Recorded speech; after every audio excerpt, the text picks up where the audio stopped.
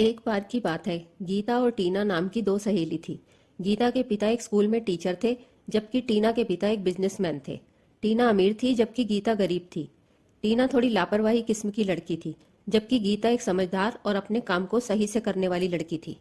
कुछ समय के बाद वे दोनों बड़ी हुई और एक कॉलेज में पढ़ने लगी। टीना को अपने ही कॉलेज में पढ़ने वाले एक अमीर घर के लड़के से प्यार हो गया और उन्होंने कॉलेज के बाद शादी कर ली। गीता की शादी कॉलेज के बाद मिडिल क्लास के एक सरकारी क्लर्क से हुई। शादी के कुछ सालों के बाद जब गीता रास्ते में सब्जी लेने जा रही थी, तभी उसके पास एक लग्जरी कार आकर खड़ी हुई। उस कार में से टीना उतरी। दोनों ने एक दूसरे का हालचाल पूछा। गीता ने टीना को अपने घर पर आमंत्रित किया।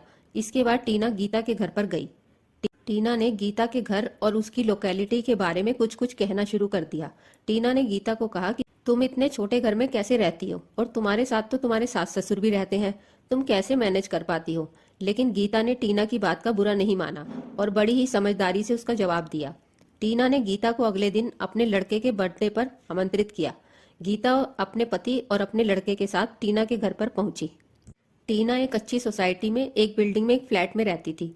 टीना ने गीता के सामने अपनी बिल्डिंग और फ्लैट की तारीफ करनी शुरू कर दी। गीता ने टीना से जब उसके पति के बारे में पूछा तो उसने कहा कि वह आज अपने बेटे के बर्थडे में नहीं आ पाएंगे क्योंकि वह बिजनेस में बिजी हैं। थोड़ी देर के बाद उन्होंने बेटे का बर्थडे सेलिब्रेट किया। इसके बाद गीता अपने पति और बच्चे के साथ अपने घर पर वापस लौट आए। कुछ दिनों के बाद शहर में एक बड़ा भूकंप आया, जिसके कारण टीना जिस बिल्डिंग में रहती थी वह भी धराशायी हो गई। जब गीता को इस बारे में खबर लगी तो उसने टीना को फोन किया। टीना ने बताया कि हादसे के वक्त वह बिल्डिंग में नहीं थी, लेकिन अब उनके पास रहने के लिए घर नहीं था।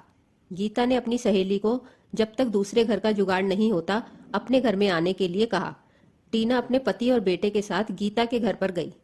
गीता ने टीना को दूसरे घर के जुगाड़ होने तक अपने घर में बड़े प्यार के साथ रखा। टीना को गीता के प्यारे बर्ताव और उनके परिवार के आपस में मिलजुल कर रहने के रवैये को देखकर बहुत अच्छा लगा। टीना को गीता को नीचा दिखाने की हरकत पर पछतावा हुआ। अब उसे पता चल चुका था कि सादगी भरा जीवन अपने पूरे परिवार के साथ मिलजुल कर रहने में ही सच्चा सुख है। दोस्तों, आपको अमीर और गरीब की ये कहानी कैसी लगी, हमें कमेंट करके जरूर बताएं। अगर आपको हमारी कहानी पसंद आई हो तो वीडियो को लाइक और चैनल को सब्सक्राइब करें।